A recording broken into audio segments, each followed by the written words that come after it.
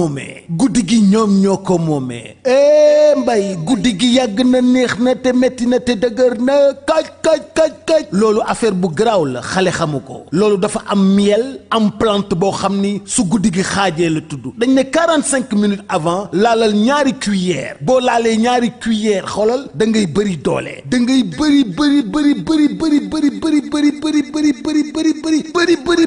doole guddi gi neex lool yàgg lool livraison à domicile c'est possible kon li may wax xam ngeen lan la miel la ak ay plante loolu nag mi ngi jugee Paris mi ngi tudd la nuit nous appartient wooteel 77 751 59 59 ñi ngi bàyyeekoo Sacré-Cœur 3 ñu livré la ko yée guddi gi day neex lool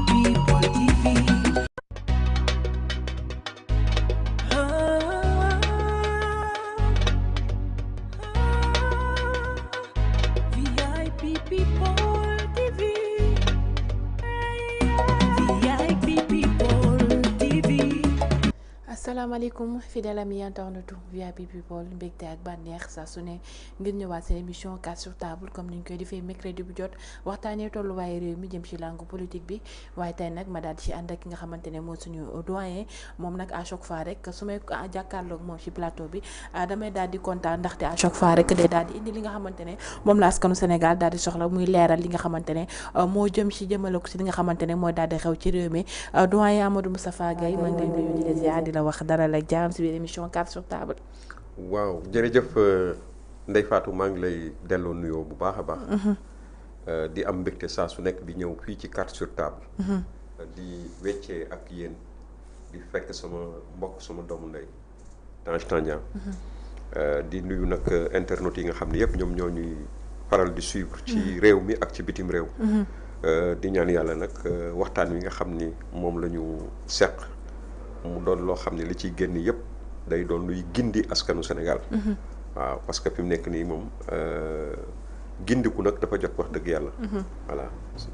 merci beaucoup doyen maa ngi lay jaajëfal bu baax a baax di la wax dalal ak jàmm ci biir kër gi si nga xamante ne sa kër la à chaque fois rek mbégte la ñuy am di partager moom plateau bi waaye nag comme ni mu ko waxee léegi ñu daal ci ànd ak nga xamante ne mooy Tange moom aussi suñu doyen la à chaque fois rek damay wax que ne nit koo xamante ne à chaque fois booy partager moom plateau bi da ngay am beneen niveau d'information bu tee bi nga xamante ne amoon nga ko ci li nga xamante ne moo daal di xew ci réew mi Tange maa ngi lay nuyu di la ziar di la wax dalal ak jàmm encore une fois. waaw Ndeye Fatou maa ngi lay fay di la nuyu di la ziar bu baax a baax di nuyu aussi suñu doyen Amadou Moustapha Gueye mi nga xamante ne toujours dañuy am mbégteeg bànneex daal di partager mon plateau. Et je n'arrêterai jamais de le dire comme on dit toujours rek comme le disait Amadou Hampâté Bâ un vieillard qui meurt est une bibliothèque qui brûle man jàppee naa ko daal nit la koo xamante ni tey jii comme ni ko Kocc doon waxee mag mat naa bàyyam ci réew ndaxte ñun gone dinañu toll ci kaw. te duñu gis dara moom mu toog ci suuf gis mu doon un républicain boo xamante ni à son âge aujourd'hui su ko neexoon mu jël retraitam toog këram wala nekk ci jàkk ji di observer Sénégal mais dafa ne jusqu'à mes derniers jours jusqu'à mes dernières heures je vais me battre pour mon Sénégal di indi xalaatam bu rafet di ko teg pour que ñu koy mën a jëriñu ko ñenn ñi di ko jàppee critique alors que mu doon critique bu positif ndaxte ku ñu dénk tey ji yaakaar naa ni ki nekk ci touche bi moo lay gën a gis tey jii ci li nga nekk tey su la waxee nga war ko may nopp déglu ko donc dañuy am mbégteeg bànneex di bokk ak moom plateau bi di ko ñaanal yàlla wéral cër yi bàyyi koog ñun ba ci kanam di nuyu tous les téléspectateurs yoo xamante ne jamono ji ñu ngi suivre partout à travers le monde sur VIP People TV comme ni mu koy waxee c'est un plaisir toujours de servir mon pays. mu nekk loo xamante ne lu am solo la ndaxte di partager ak ñoo xamante ne démb nekkoon nañ fi xam nañ li nga xamante ne moom la réew mi daal di doxee ñooñu dañoo mat a bàyyi ci réew mi ndaxte am na xam-xam boo xamante ne ndaw wi réew mi dañ koo daal di soxla na ngel la nañ leen di bàyyi xel bu baax a baax ci li nga xamante ne ñu ngi koy yëkkati rawatina di sensibiliser li nga xamante ne mooy ndaw yi nga xamante ne aspiré nañ yëngu ci li nga xamante ne moo jëm ci mbirum politique doyen waxtaan mi tey dañ koy daal di doole jëmaloog ci kiru mbirum Moustapha Diakhaté moom mi nga xamante ne démb dañ koo daal keroog dañ koo convoqué woon démb ñu daal di ko teg en garde à vue keroog ba nga gisee ñu ne convocation Moustapha Diakhaté te xamuñu woon motif bi lan la gannaaw démb ñu gis motif bi nga xamante ne moo waral convocation ban gis-gis nga am ci li nga xamante ne tey moom la réew mi di doxee. waaw Ndeye Fatou jërëjëf comme ni nga ko waxee rek lu def waxu te lu ay di njàmbat. fi mu nekk nii li nga xam ne tey mu lëmbee réew mi bërki démb ak tey. mooy arrestation bu bees bi ñu arrêté encore une fois ki nga xam ni mooy Moustapha Diakhaté. l'honorable Moustapha Diakhaté. nga xam ni boo koy seet dafa am jaar-jaar boo xam ni bu ñu distingué bu ñu remarqué. ndax Moustapha Diakhaté man personnellement bi ma koy xam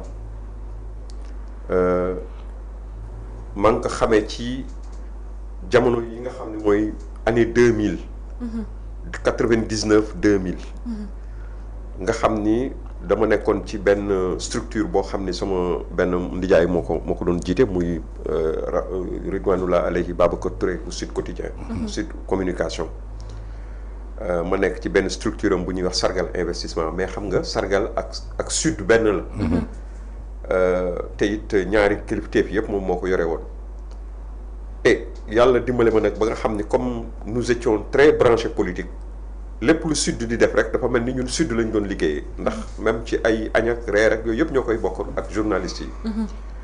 jamono yooyu Sud dafa daan organiser benn émission bu ñuy wax xel yi ñu ngi ko daan organiser fële ca Métis Sakana. bu umu sow. umu si su ma jumulee. nga xam ne dañ daan woo l'ensemble des candidats à la présidence de la République ñu toog fa ku ci nekk taskatu xabaar yi wër la ak nit ñi. nga xam ne ay sénégalais lambda lañu yoo xam dañu am seen ay questions yu ñu la war a poser ñu poser la ko vraiment mu doon benn affaire bu extraordinaire. maa ngi fàttaliku Moustapha Diakhaté bi ma koy njëkk gis ak laafaam bi ndeysaan laafa bu nga xam ne bu historique am bi nga xam ne il a toujours incarné ce type venu des profondeurs du Sénégal nga xam ni dëkku cosaan la jógee nga xam ne mooy cil ma xam mbaaxal un véritable mbaaxal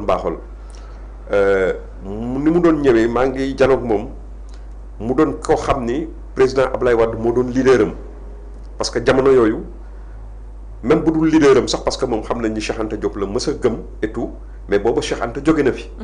te booba réew mi toll na ci foo xam ni transition war na am ndax ñëpp jox nañu jàpp nañ ni il était temps nag que le régime socialiste bi nga xam ni def na fi plus de 40 ans waroon na disparaître waroon na dem. ndax nit ñi am tuuti espoir bokk parce que yooyu day indi espoir ci peuple.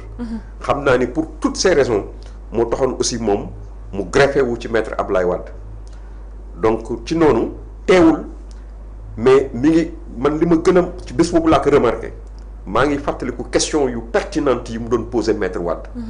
question yi nga xam ni par exemple lépp lu maître Wade wax mu ni ko naka nga koy defee avec quel moyen li promesse yi nga wax ni moom ngay def Sénégalais yi par quel moyen nga koy tenir man ca bés boobu laa njëkkee gis Moustapha Diakhaté. depuis loolu nag teggiwul tànkam ci di xeex pour que démocratie Sénégal jëm ci kanam ku xam Moustapha Diakhaté pour la première fois ak yiwam ak ni mu mel ak ni ko yàlla bindee ak yar gi mu am fi mu jaar kenn mësu ko dégg mu wax bu ñàkk teggin ci réew.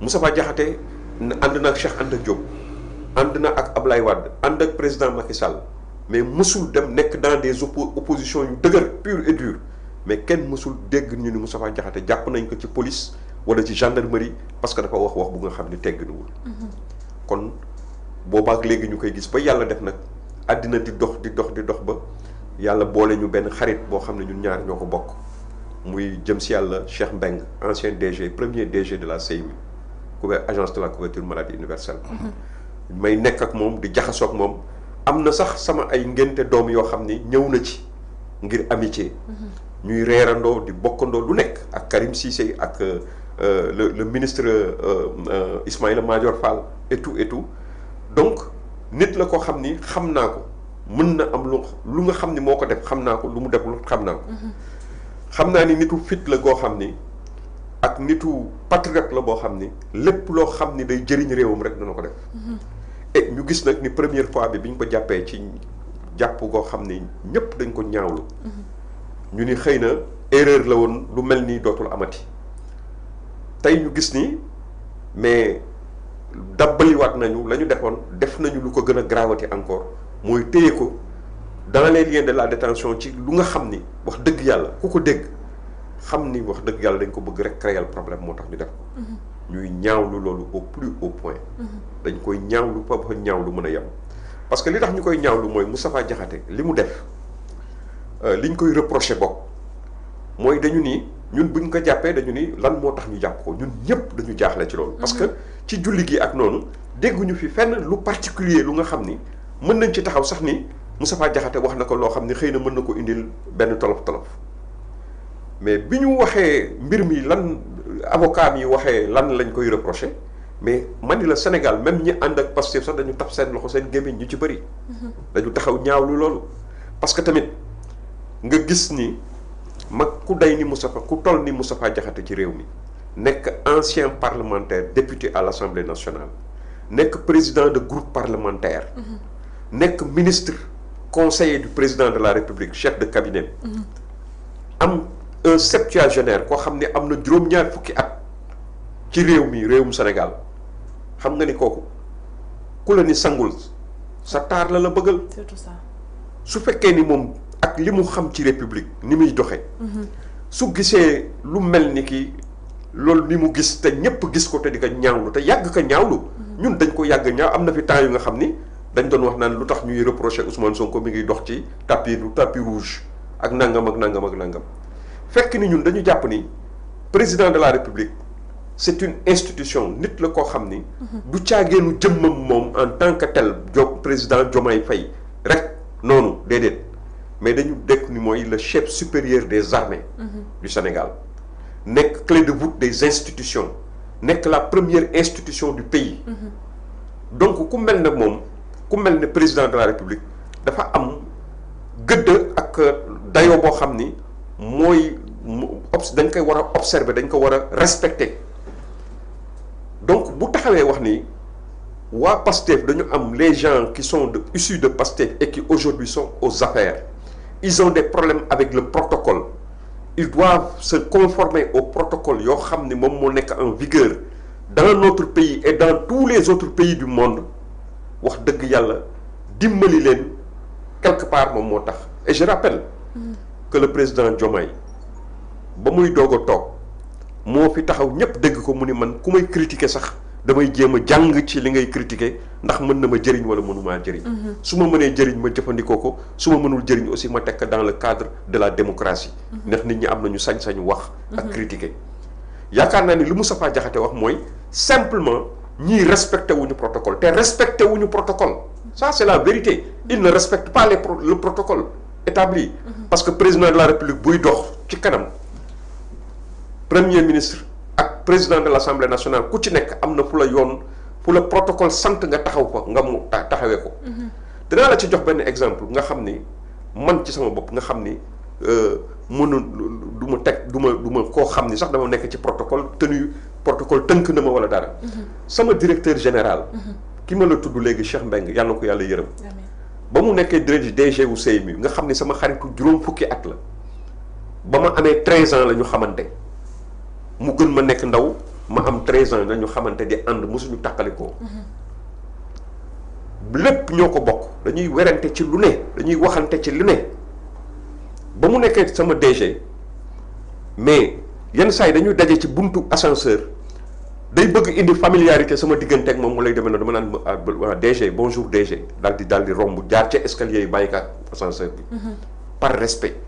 parce que man maa ko war a dimbali man mi nga xam ne man maa nekk surgaam moom mu nekk sama patron te nekk sama xarit man maa am pour jàppale ko ci loolu du moom moo war a sax moom sax après na boy il faut bu lu tax ngay indi détails yi suñu diggante man ak yow ma ne que non da nga bëgg ma wax la booy nga bëgg ma wax la ko. ci biir nit ñi jamais du ma ko def yow yaa fi kilifa man dama fi ñëw nekk comme ñëpp liggéeykat comme ñëpp.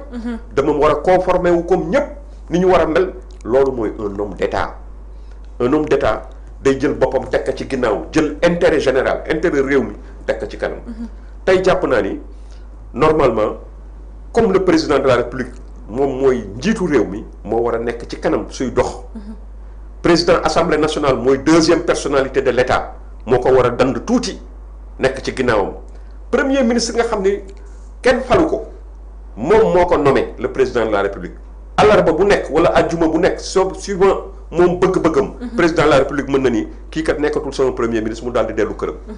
kooku ca gannaaw la war a nekk loolu mooy dëgg mais bu ñu taxawee du ñu wax naan le président de la république naan koo xam ni dafa sàllu koo xam ni dafa am prérogative bu président de la république te loolu nekkul ci suñu constitution. nekkul ci suñu charte réew ndeyu charte réew nekkul ci loi ak règlement yi am ci réew mi loolu vraiment lu ñuy ñaawlu la jaay doole bu doy waar la leneen la nga xam ne aussi moom lañ ci teg pour gën a bën ko enfoncer mooy dañu ni dafa employer le mot guñaafier mais dans quel pays sommes-nous au Sénégal nit ki amatul droit wax adversaire politique am ni ko guñaafier mais c'est grave. Vous imaginez en France un homme politique français taxer le président Macron de guñaafier ou le premier ministre ou un autre est-ce que kooku dinañ ko jàpp tëj ko ci kaso bi parce que dafa wax ni kooku guñaafier la ñu gis fi sax ku tëgg pes président de la République en France te après buñ ko jàppee après garde à vue et cetera dañ ko bàyyi mu dem yoonam n'est-ce pas dañu nekk nag ci démocratie wala nekkuñu ci démocratie. il faut que loolu nag à partir de maintenant loolu il faut que mu leer ci bopp ñëpp parce que tamit mënuñu sur la base de yoo xam ni vraiment cette légèreté di woo nit mag mu nga xam ne am na juróom-ñaari fukki at servir dëkkam am sañ-sañu taxaw ci diggu réew mi wax loo xam ni mën na joyanti mën na tax nit ñi delloo seen xel. ñu téye ko ci kaso bi.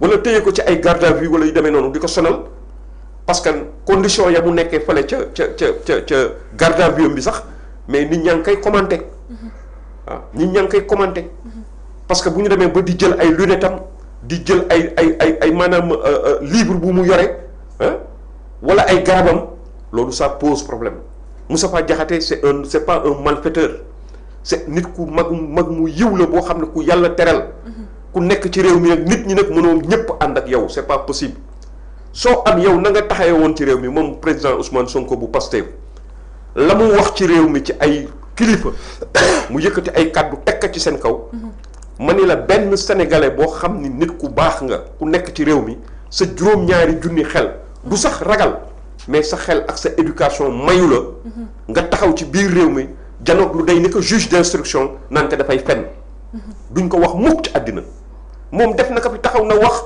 juge d'instruction boo xam ne moom moo ko doon moo amee woon ay affaire am taxaw ni ko da ngay fen diw fen nga su ma am na lu nga xam ne bu ma jàkkaarloon boo ma ko waxoon ma nga xam ne góor a janoog yow menacer président de la république bu fi nekkoon en exercice de le traîner dans la rue d'en faire comme les Libériens avaient fait avec Samuel Doe mais il faut que ça arrête il faut que Sénégalais yi jël seen responsabilité la société civile sénégalaise bi nga xam ne tey dañu ni ñoom dañu tëddee njaaxaanaay les marches yañ daan organiser quand par exemple il y avait des dérives du pouvoir il est temps qu'ils organisent des marches comme ça pour dire assez à cette dictature rampante dans notre pays il n'est pas acceptable que dans ce pays qu'on accepte qu'un pouvoir en place di fi instaurer une dictature ce n'est pas acceptable réew mi dañ leen ko jox ci ay élections libres et démocratiques après avoir tenu des propos yoo xam ni benn sénégalais xalaatul di ko tenir kon tey bu fekkee dañ ko yore il faut que ñu yaatal seen dënn. il faut que ñu xam ni nit ñi mënuñu leen teree wax ñoom mënuñu teree wax benn sénégalais Moustapha Diakhaté il n'est pas à sa place actuellement. Vraiment. mu nekk jàngat bu am solo ci mbirum Moustapha Diakhaté di nekk mag boo xamante ne mag bu mata bàyyi ci réew mi la ndaxte kàddu yi nga xamante ne yëkkati na ko Tange doon wax naka lañ war a mën a comporter woo bu président yi waree dox ñi war a nekk si gannaaw waruñoo nekk si même pied d'égalité soit waruñoo mekk benn alignement tey kàddu yooyu nga xamante ne yëkkati woon na ko ngir defar wax nan la ñu war a respecter protocole tey kàddu yooyu coûté na ko cher Tange. waaw Ndeye Fatou je crois que ñun ñëpp ko gisandoo ñun ñëpp ko jàngandoo Moustapha Diakhaté a été convoqué par la division des investigations criminelles sur autosaisine du procureur de la République bi mu egsee foofu nag la ñuy soog a xam lu tax ñu woo ko ci benn kàddu boo xamante ni yëkkati na ko ñu tuddee ko déclaration de presse jëmale ko ci Moustapha Diakhaté a été directeur de cabinet du président de la République il a été ministre conseiller il a été président du groupe parlementaire donc c'est quelqu'un boo xamante ni il maîtrise bien l'État. Et quand on parle de l'État, on ne parle pas de la famille, on ne parle pas de la maison. Non. Quand on parle de l'État, on parle d'une hiérarchie. Hiérarchie bi dafa am nu mu tëddee tey nu mu tëddee tey su ñu nee le pouvoir exécutif mooy première institution c'est le président de la République élu au suffrage universel direct par les Sénégalais ñu jox ko bépp pouvoir pour que mu mën a nommer ku ko neex ci civil wala militaire il détient tous les décrets tous les pouvoirs ñu dajale alalu Sénégal yëpp ñu ne ko ci sa loxo lañ ko teg xoolal nooy defaree Sénégal kon yaakaar naa ni Moustapha Diakhaté kenn gënu ko xam état Moustapha Diakhaté bi muy fréquenté lii di présidence je crois que ñoom ñi fi nekk tey jii xalaatooguñu woon sax tey jii dinañu toog ci palais bi kon un Moustapha Diakhaté c'est quelqu'un boo xamante ni dañ ko xam ci liberté d'expression dañ ko xam ci koo xamante ni wax xalaatam la ndaxte Moustapha Diakhaté tey su nekkoon un opportuniste politique je crois qu'il allait rester avec Wade bu mu jeex mais il a resté avec Wade gëm Wade bi mu jógee ci Cheikh Anta Diop waaye bu mu gisee li nga xamante ne désaccord la digganteem ak Wade dafa ne Wade ñukk ni yàq bu naqadi mu jóg ànd ak Macky Sall bi muy ànd ak Macky Sall ku nekk xam na ay privilèges yoo xamante ni amoon na ko fa mais bu mu demee ba nga xamante ne d'accordul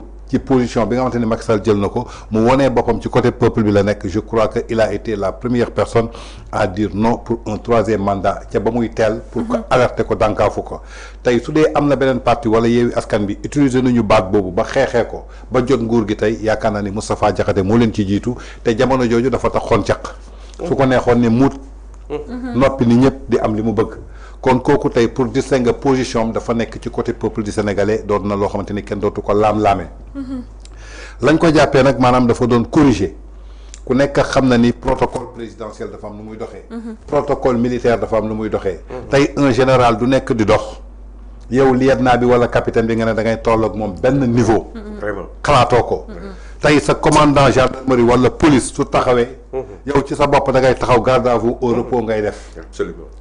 mën nga ko mag doon papam doon yaayam mu doon xale bu ndaw mais da nga koy garde à vous parce que loolu hiérarchie la partout à travers le monde dañ ko fay gis mu am loo xamante ni daf ko nemmeeku gis ko te wax na ko ci kàddoom nee na bañul ñu ànd kaf foore ñoom ñoo bokk génération nañu dugg seen biir bureau tëju mais suñu génnee ci biti ça devient public et quand ça devient public les images vont sortir et quand les images vont sortir dafay wër àdduna wërngal këpp ci kaw wër àdduna wërngal këpp dafa am loo xamante ni daf koy tâchel jëmale ko tey jii su suñu wàllu réew nuñ ko yore suñu wàllu protocole nuñ ko yore pour man Moustapha Diakhaté n'a fait que corriger d'après nag Moustapha Diakhaté c'est pas la première fois yëkkati woon na fi benn baat boo xamante ne bu terre à terre la muy alku ñaari weeru kaso moo ko ci fekk kon tey su yëkkatee beneen baat muy guñaafiye peut-être baatu wolof la dégg naa maître El Hadj Diouf ci làmmiñam mu koy tekki voilà maanaam mooy ñi nga xamante ni xamuñu dañoo réer xamuñu lii naka la protocole bi naka lay demee loolu la wax ci biir loolu si lañ ko convoqué ci biir convocation boobu nag dama bëgg a abbu baat ay baat dong lay abbu pour tontu baat dong lay abbu ñi ñu jàpp bëri na te teguwul ci yoon ku fiy posté Facebook xamal ni sa prison mun na cee xaj ku ci dem ci plateau wax xamal ni sa prison xaj na ci foofu lañ toll ci Sénégal ñu jël benn dispositif bu am solo teg ko nag muy surveiller kenn mooy procureur si su dee magistrature am na koo xam ne mooy Macky Sall mooy procureur ndax moo dépendre ci Ismaïla Madior Fall bi dépendre ci Macky Sall. man maay premier ministre du Sénégal man am naa sañ-sañu en tant que premier ministre ma joxe ay ndigal jox ko ministre de la justice parce que ministre de la justice c'est une autorité politique, c'est pas une autorité judiciaire. Bu kenn gëmloo nit ñi monsieur le ministre de la justice dafa am indépendance mënuñu koo defoo li man su ma nee ministre de la justice poursuivre Déthié amul sañ-sañ bañ a woo procureur général kooku woo procureur pour ñu poursuivre Déthié. juste damay àbb baat yi rek. du samay wax du samay kàddu. jëmm ñoo moo toog. xam ni que carrément jamono ji kuy poster Facebook. wala ku ñuy invité ci plateau nga toog ci wax ci télé yi. yaa ngi ci kaso bi. parce que wut nañu seen ay jumtukaay teg nañ ko. ba tey mu teg ci que procureur. mooy Macky Sall. ndaxte procureur dafa dépendre ci ministre de la justice mooy Ismaïla Madior Fall. Ismaïla Madior Fall dépendre ci Macky Sall. ma abbaat ko beneen baat moom mi taxaw. ne ku ñu ne ministre de la justice dafa am indépendance waxu leen dëgg. ma koy laaj nag jamono ji muy wax la leen Macky Sall. ak jamono ji lan moo ci wuute. lan moo jaroon tey jii ñuy xeex ba 86 personnes di dee ñuy réclamer l'indépendance de la justice. comme suñu xamee ni que ministre de la justice dafa dépendre ci li nga xamante ne tey jii mooy président de la république dépendre ci premier ministre alors que donc xam nañu indépendance de la justice amul. nee na moom su ko neexee. dafay woo ministre de la justice mu woo procureur général ku mu ko wax na ko jàpp da koy jàppi ji. may laaj tey procureur bi autosaisiru woolu Moustapha Diakhaté dik ñu jël ko def ko garde à vue. kan moo ko woo. est-ce que tey mën nañu jàpp ni que li mu doon wax démb ko Macky Sall que tey mën nañu jàpp ni que ñoom ñoo jàpp ki nga xamante ne mooy Moustapha Diakhaté loolu rek laa koy jàppee. bi ci toll mooy bi mu jeexee avocat am nee na li ñu koy toppee maanaam mooy offense au chef de l'État. dafa am benn article boo xamante ni dañ ko fi génnee woon. c'était en 2020. à 15h21 publié le 22 juin 2020. leader du parti Pastef moo ko wax. nee na article 80 est un hérésie juridique qui doit disparaître de notre corpus pénal. Celui qui est allergique à la critique ne doit même pas diriger une famille ou un parti, à fortiori un État. Ça a été fait en 2020. Donc damay laajte 2020 barki démb la. ñu ngi koy fàttaliku. lan moo fi soppeeku ci diggante bi. c'est-à-dire que c'est une question que je pose. Cet article 80 là mooy offense au chef de l'État moom la ñu toppee tey Moustapha Diakhaté. ñi jàppoon ni que tey article boobu dafa érudit à notre corpus pénal. tey est-ce que war nañu sukkandiku ci article boobu pour jàppalu Moustapha Diakhaté bi nga xamante ni en même temps critiqué wul dafa corriger. Il y a critique et corriger. te critique sax am na critique yu baax. on peut critiquer une personne positivement. Mais bien sûr. Voilà. Mais correction maanaam mooy ku def erreur nga corriger ko pour que la prochaine fois mu bañ a tomber ci cette même erreur. Donc ça veut dire que man li ma mën a jàpp tey jii et ce que je veux comprendre. Pourquoi Moustapha Diakhaté a été placé en garde à vue. Pourquoi Moustapha Diakhaté a été convoqué. Parce que Moustapha Diakhaté lu mu wax tey suñ ko convoqué gu loon yow xamoo ko man xaw ma ko keneen. Mais vraiment. Donc ce qui veut dire que les propos que Moustapha Diakhaté a tenus amul sax impact jëmale ko ci population bi te tey am na yenn baat yoo xamante ni soo ko génnee ci télé wala génnee ko ci rajo. lu tax ñu ciy autosaisir maanaam mu mën a créer trouble à l'ordre public. wala créer benn danger wala indi benn affaire boo xamante ni da koy semer ci biir population bi. alors que Moustapha Diakhaté def na émission ba émission bi pare. kenn bàyyiwu ci xel. à plus forte raison ñu koy convoquer. Dans quel but et dans quel sens. C'est-à-dire que question boobu lay poser dans quel but et dans quel sens. léegi nag li ma bëgg a xam man pour ñu jàpp Moustapha Diakhaté ñàpp ko jàpp du ma ci wax. man je parle aux Sénégalais qui défendaient le projet de Pastef. aux Sénégalais qui étaient dans la rue. aux Sénégalais qui étaient dans les salons. aux Sénégalais qui occupaient les débats. aux chroniqueurs qui étaient sur les plateaux de télévision. Tout à fait. ñi doon taal BRT bi. ñi doon lakk kër jaamur yi ñu doon lakk oto jaamur yi ñu doon toj ay Auchan ñu doon déstabiliser le pays. ngir benn projet boo xamante ni dañu bëgg a rupture changement. ba nee nañu lu fi amoon du fi amati. te yaakaar naa ni li fi am tey jii amu fi woon. ndaxte Moustapha Diakhaté li mu wax. gis nañu ko wax lu raw loolu wax nga ko léegi. gis nañu ko taxaw yëkkati ne magistrat juge d'instruction. lu wax katu dëgg. gis nañ fi ki taxaw ne APR ay cadre APR dañoo fen ba ñuul. kon yaakaar naa ni kaddu du gën a teggine wala gën a ñaaw kaddu yoo xamante ni wax nañ ko fi. te ku ci nekk ci ñoom ba nga ko waxee amoon na procureur amoon na ministre de la justice et pourtant amul kenn ku ci autosaisiru. dañuy jàpp ni que c'est un politicien qui parlait c'était un adversaire politique. donc kooku mooy wax ak ki nga xamante ni tey jii moom lay opposé wul. donc je crois que la démocratie existait bel et bien avec Macky Sall. L'indépendance de la justice existait bel et bien avec Macky Sall. Mais est-ce que tey on peut dire que la démocratie existe au Sénégal.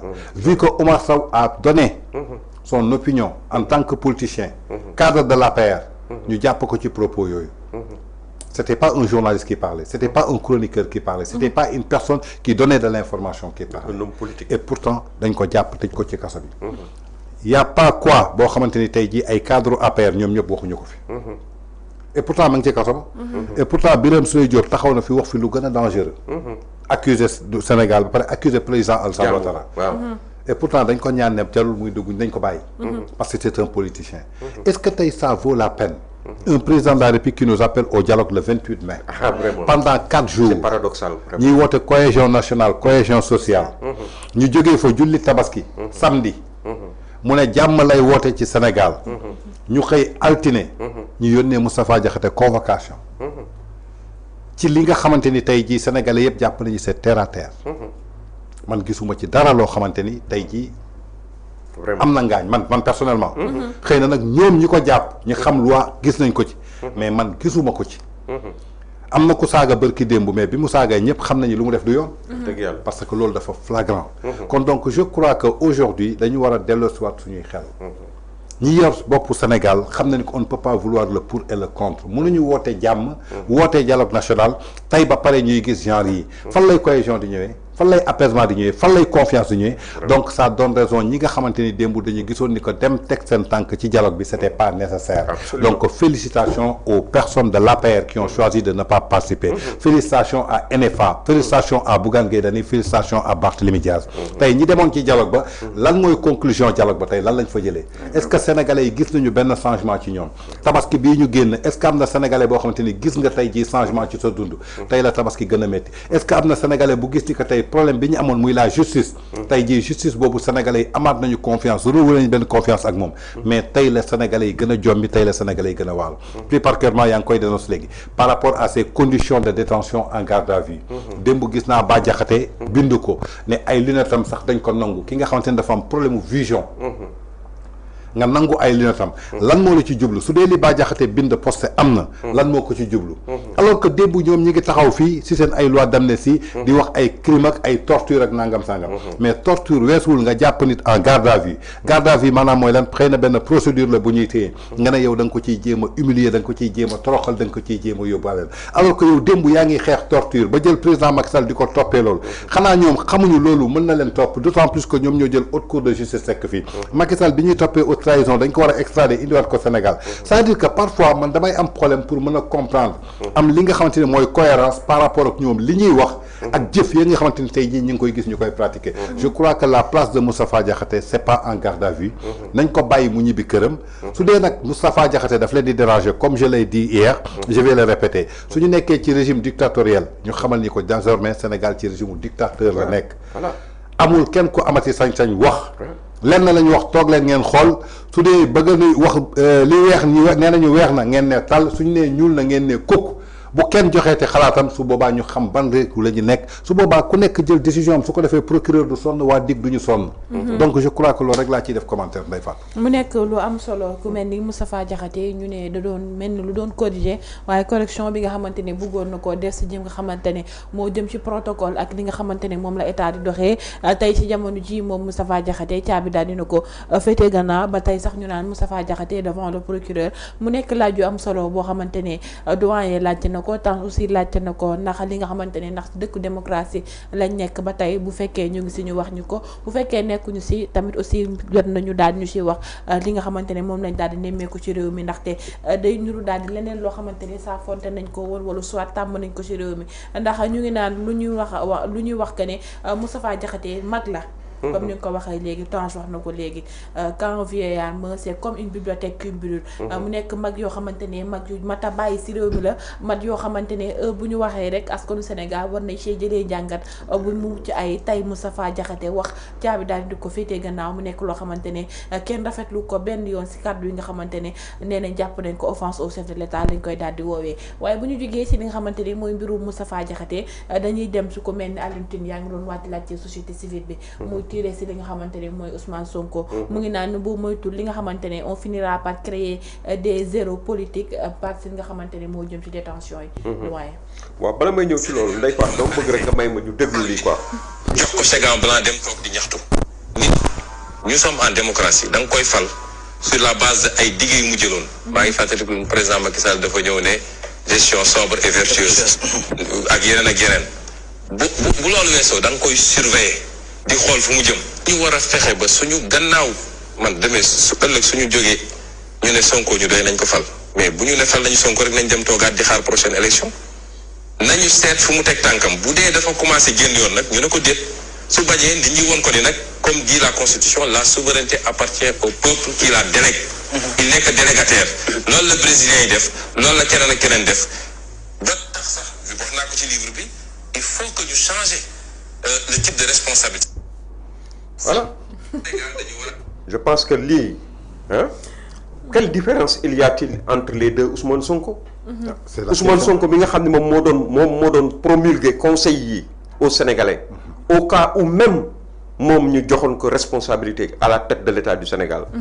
que ni nit ñi dañu ko war a topp tànk ak tànk mbagg ak mbagg su bëggee jàddu yoon ñu ne ko yaa ngi jàddu yoon kooku naka la bañ a mën a accepter koo xam ne nee na ko ci wàllu protocole yaa ngi jàddu yoon. rectifier waatal sa taxawaay ci wàllu protocole ban problème moo ci am. nañu bàyyi jàmbur mu dem këram. mag la amee njabootam n'est-ce pas et j'en appelle à vraiment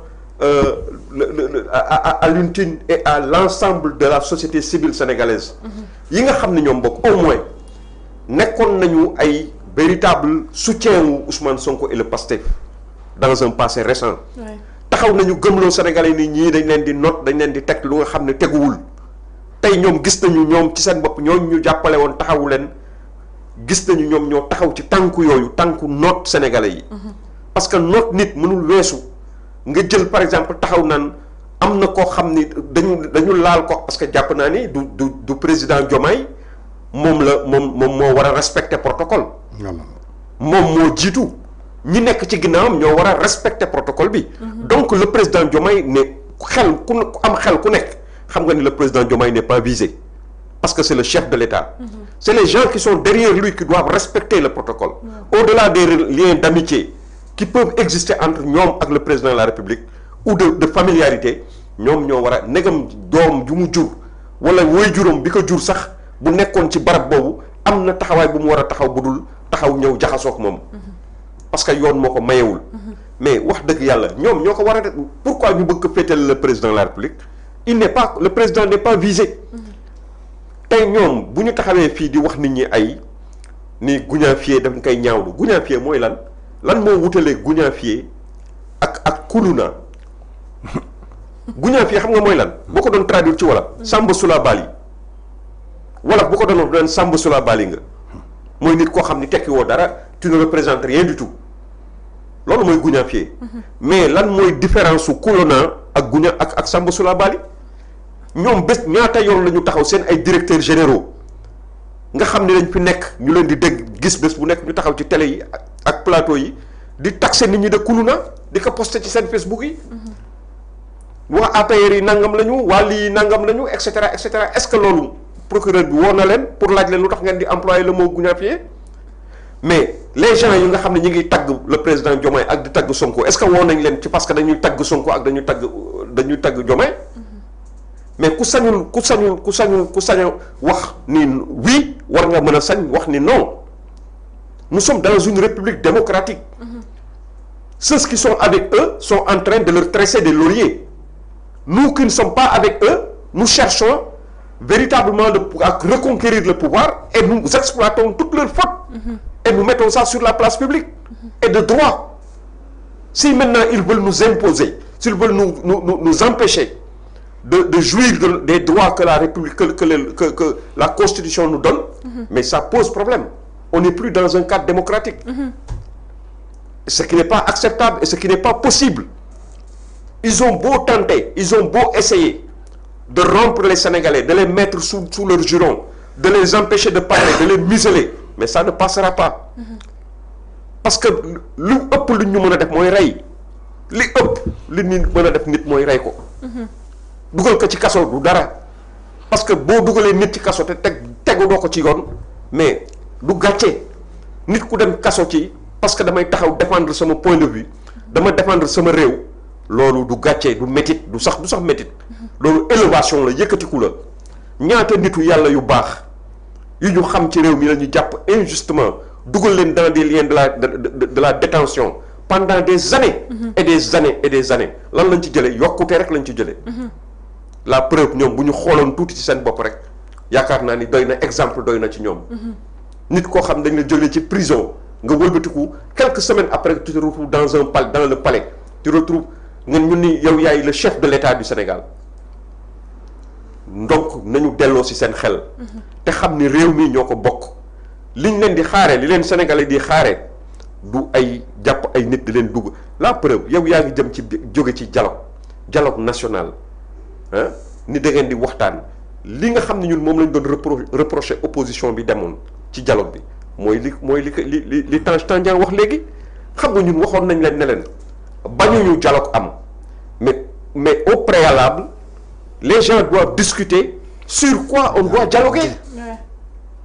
Quand par exemple le problème le plus crucial la chose la plus grave bi am ci réew mi nga xam ne moom ci boppam Ousmane Sonko Tange wane na ko léegi il l'avait crié sur tous les toits que c'est une hérésie que l'application de l'article 80 nga xam ne c'est un fourre-tout dañu mën a jël c'est un truc liberticide dàq ko ñaawlu ko bind ko ci post Facebook am ñoom bu ñu ñëwee ba dialogue taxaw seen nawle opposition bi yëpp taxaw ñu fas yéene jàmmoo fas yéene déggoo waxtaan ba nga xam ne danañu apaiser situation bi am ci réew mi jàmm am ci réew mi parce que jàmm nag fu mu amul dara du fa am koom-koom du fa am parce que nit ñi nga xam ne dañu amee seen alal di ko investir sax bu leen wóoree ni réew mi la preuve forum ba amoon fële ca France jëm ci wàllu pétrole am na ci ñu nga xam ne commentaires yi ñu def ba léegi mi ngi résonné ci suñu nopp ils préfèrent perdre de l'argent plutôt que de se retrouver en prison donc réew mu nga xam ne jàmm amu fa garantie sécurité amu fa nit ñi ngi fantasiro guddeeg bëccëg kooku kenn réew moomu boo jëloon alalu àddina si yëpp boo jëloon maanaam fonds États-Unis ci boppam la muy budget États-Unis jox leen ko sax réew ma du dem tey taxawaayu Alioune Tine mu ne la prison finira par créer des héros politiques si li nga xamante ne xew na fi. mais la prison la loolu wax bu yàqu la prison a toujours créé des héros politiques. Abdoulaye Wade a fait la prison il est devenu finalement président de la République du Sénégal. Diomaye a fait la prison il est devenu président de la République du Sénégal. Hein? Mais et j'en passe. À travers le monde, on peut en citer la tonne et le quintal d'hommes d'État qui, effectivement, ont eu ces difficultés. Yoo xam ni par comprendre ñu leen téye leen ci ay kaso wala yu demee noonu peuple bi libéré leen ñu dem. Thomas Sankara nga xam dañ ko jàppoon ci kaso ay militaires dem libéré ji ko finalement ak la mu mujjee nekk président du Faso.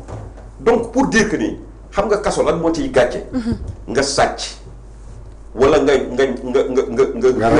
violé mbaa drogue wala nga drogué wala ñu jàppalaat drogue wala yooyu mooy gàccee kaso mais nga wax li nga xam ni da nga ko wax sa aqulaay taala parce que bokk ngeen mbir nga yaakaar ni ñii nga bokkal mbir mi ni ñuy doxale mbir mi du noonu war nañ ko joyanti loolu vraiment du gàcce te man Moustapha Diakhaté mën nañ ko tëj 1000 ans su génnee na mu doon waxee na ko raw lay waxee encore saa yu gisee loo xam ne war na ko wax ci dëkk bi kenn mënu ko tere wax muy moom muy man muy keneen ku mu mën a doon parce que dëkk bi aussi du ñu bàyyi rek te croiser les bras bàyyi ay nit yoo xam ne ñu ngi fiy doog a ñëw ñuy def lu leen neex c'est pas possible loolu mënul nekk donc la société civile doit assumer ses responsabilités et à équidistance des chapelles politiques de se démettre de dévêtir de leur manteau de comment dirais-je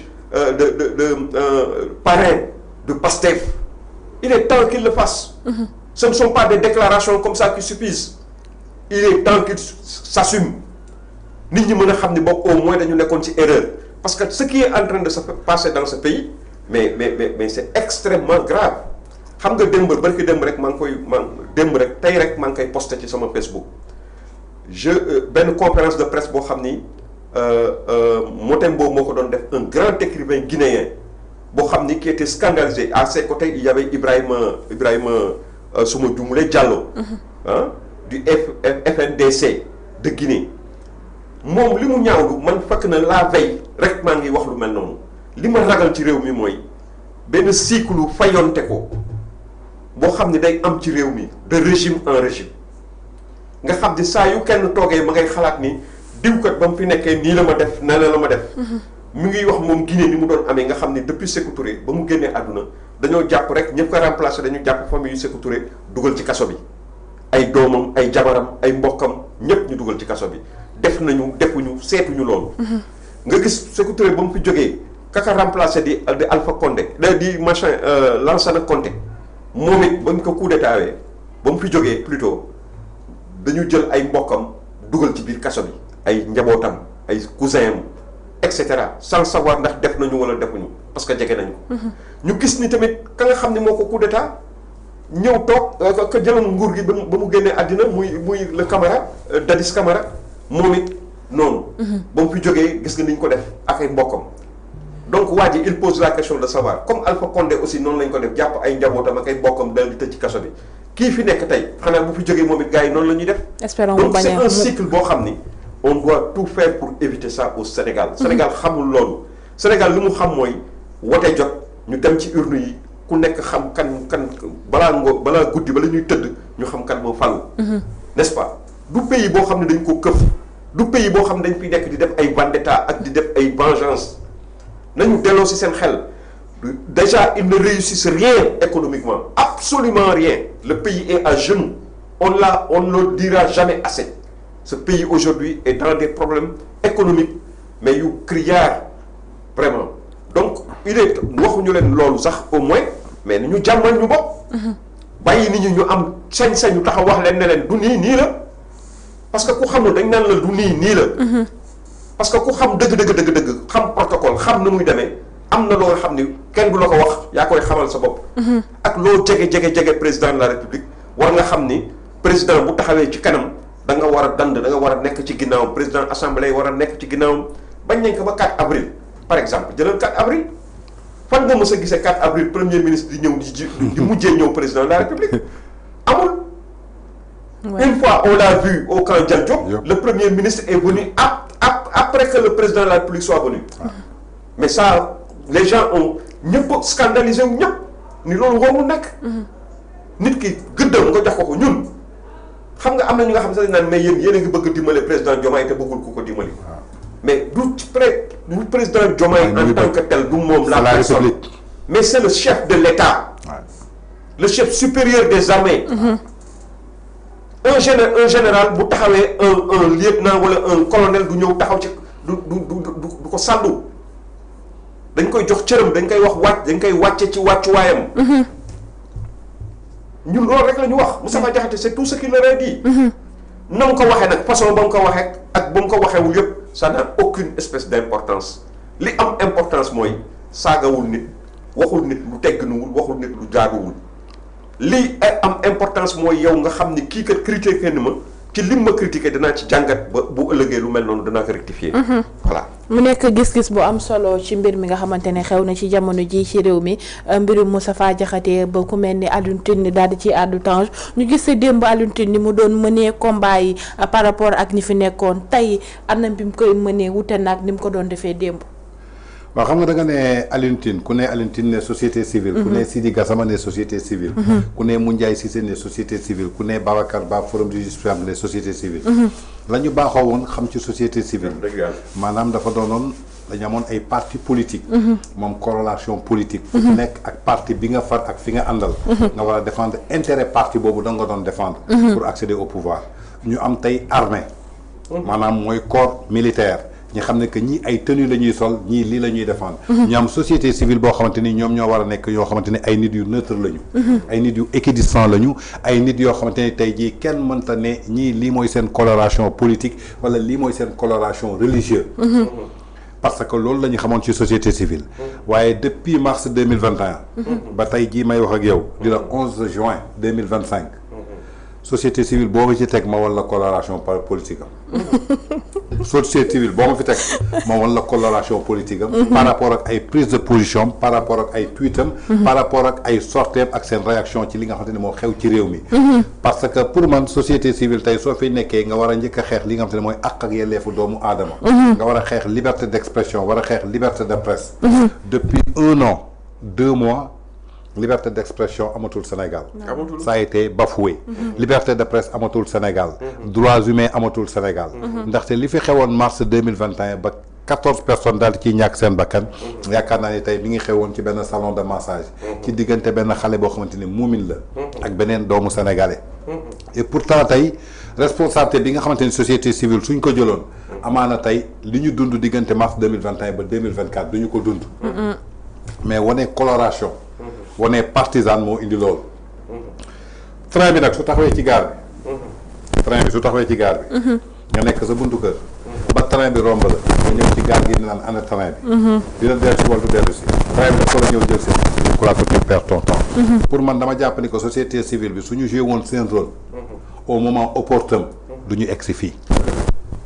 pour te dire benn chose. lire naa ko sànq ci article 80. dafa bokkoon ci ay délits yoo xamante ni dañu bëggoon ñu dépénaliser ko. li ko njëkkoon bëgg maanaam mooy leaderu parti Pastef aujourd'hui yàlla moom la jox pouvoir. parce que mooy premier ministre yàlla moom la jox 130 députés. à l'Assemblée nationale.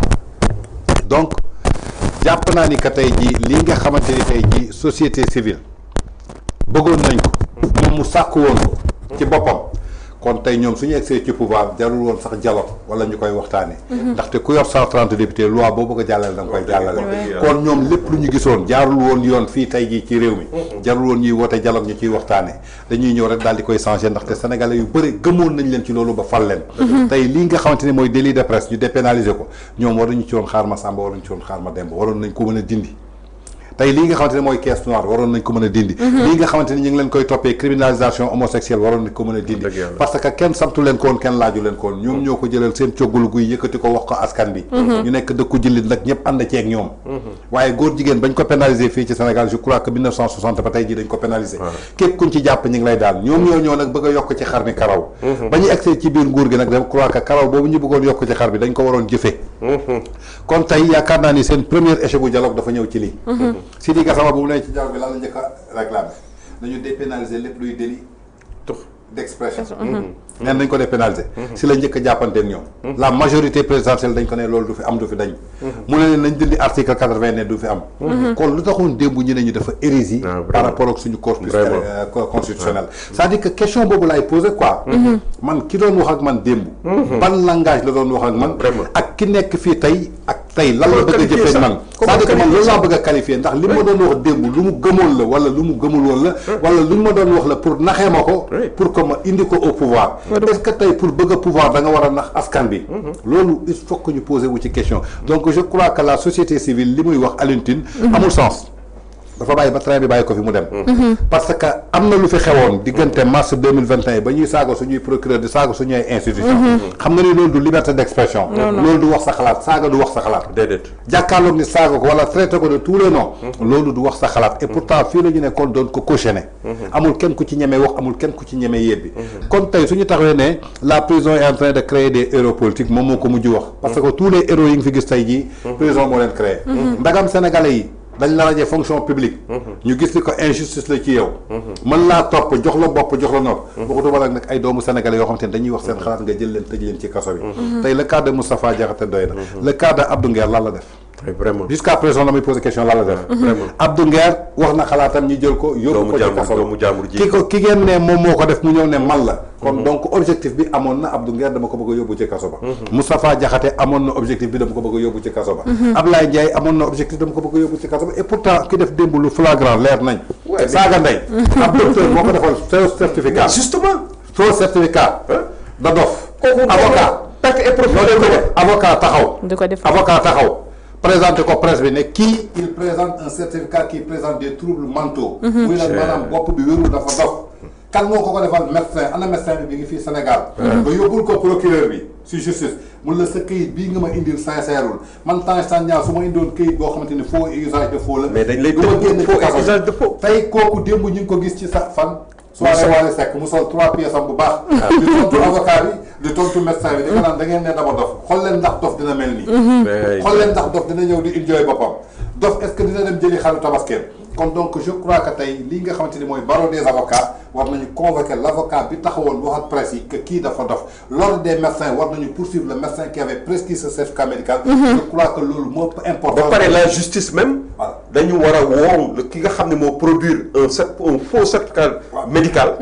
justice voilà xam nga tey ordre des médecins. yàq nañu seen der parce que am na koo xamante ne mi ngi seen biir di defal faux avocat yi am na ku nekk seen biir di présenter loo xamante ne tey faux la dañu am seen kuréel ba noppi suñ ko defee ba pare juge bi tiim kayit bi xam na ni que lii sincèreul moom ci boppam dafa war a poursuivre dossier boobu je crois que c'est plus important que di poursuivre un Moustapha Diakhaté boo xamante ni qu'il n'a fait que corriger beneen secondo bi ma ciy teg mooy tey jii Alioune Tine lan moo ko teree woon wax ci médecin bii nga xamante ni délivré na un faux Alioune Tine lan moo ko teree woon wax ci avocat bii taxaw xamal ni que carrément que kii dafa dof te Alioune Tine xam na ni kooku dofut c'est-à-dire que gis nga parfois je me dis que Alioune Tine train bi daf ko fi bàyyi mu bëgg a rattrapé wu xam nga train bi su la fi bàyyee nga bëgg a rattrapé wu ngay tardé train heure am lam avion heure am lam mooy li may wax lii di train di avion du xaar ma sàmba du xaar ma dem ba ñu waree jël seen responsabilité jëluñu seen responsabilité kon tey du ñu bàyyi ba dëkk bi egg fii ba gaal bi suux ñu taxaw ne dañuy jéem a avertir parce que fii képp koo xamante ne tey héros politique nga rek je crois que jaar nga ci kaso bi kii wax na la ko léegi ci Ablaye Wade wax nañ la ko ci Idrissa Seck ñu génnee si la doon deuxième nekk présidentielle alors ci ginnaaw Ablaye Wade la tey kii di président Bassirou Diomaye Faye il a fait 11 mois en prison tey bi mu génnee la dugg biir palais nekk président de la République donc ñoom xam nañu tey jii que prison bi ngi créé ay héros parce que Abdou Nguer aujourd'hui il est devenu un héros national parce que demee ba ay ñoom Thierno Alassane Sall ay kilifa ay leader fépp fu ñu waxee ba ñuy def manifestation à Genève ay photo Abdou Nguer di fa teew te Abdou Nguer yaakaar naa ni Kolda bii mosu ko weesu voilà kon donc ça veut dire qu'ils sont en train de créer ki nga xamante ni jàpp nañu démb amul certificat d'études tey ñi ngi koy créer ñi ngi koy yëkkati pour man nag ñoom dañu waroon jàng ci seen erreur muy l'actuel régime parce que erreur yi nga xamante ne tey jii moo leen indi si pouvoir bi yaakaar naa ne am na benn côté Macky Sall joué na ko ci kon ñoom aussi war nañu sukkandiku ci loolu nee naa leen Ablaye Wade nu mu nekkee woon ci xolu doomu sénégalais yi benn président du ko fi nekkee te teewul 2012 bi ñu ñëwee mu bëgg a jalgatee ngir doomam sénégalais yi dañ ko wàccee teg ko fële amul benn pouvoir boo xamante ni da nga éternel parce que suñ fiy def 3 mandats dafi def 4 mandats tôt ou tard dañ fiy jógee te bés bu ñu fi jógee ils auront des comptes à rendre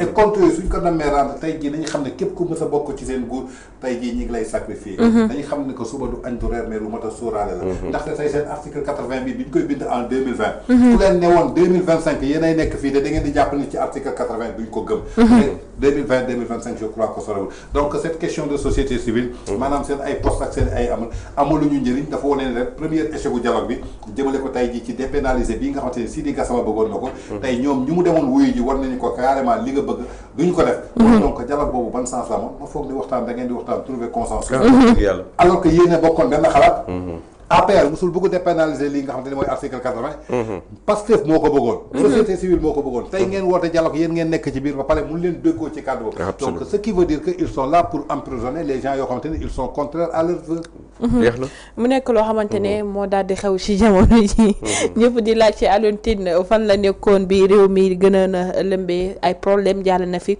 mais gisuñu benn yoon mu daal di ci addu waaye ñu gis mu daal di adduwaat ci mbir mi di wax que ne boo moytu prison dina daal di créer li ñuy woowee des héros politiques waaye ñoom énuméré nañ fi ñi nga xamante ne démb prison tax nañu nekk héros ak ñi nga xamante ne jaar nañ prison tax ñëpp seen baat gën a kawe askanu Sénégal gën leen a mën a ràññee ba tey ki nga xamante ne tey mooy suñu njiitu réew bi fi nekk Bassirou Diomaye Diakhar Faye daal dina jàll ci prison bi si naka noonu mu génn na fi battre campagne ba nekk président de la République du Sénégal waaye teewul li nga xamante ne mooy convocation ba tey day gën a continuer bu ñu jógee ci mbirum Alioune Tine Moustapha Diakhaté ñu gis ku mel ni Sophie Gladimo tey mu war a taxaw moom mi nga xamante ne ñu ngi koy toppee si 194 millions 700 mille moom mi nga xamante ne mbiram askanu Sénégal yëpp ñuy wax que ne dafa am benn injuste boo xamante ne mu ngi derrière son dossier.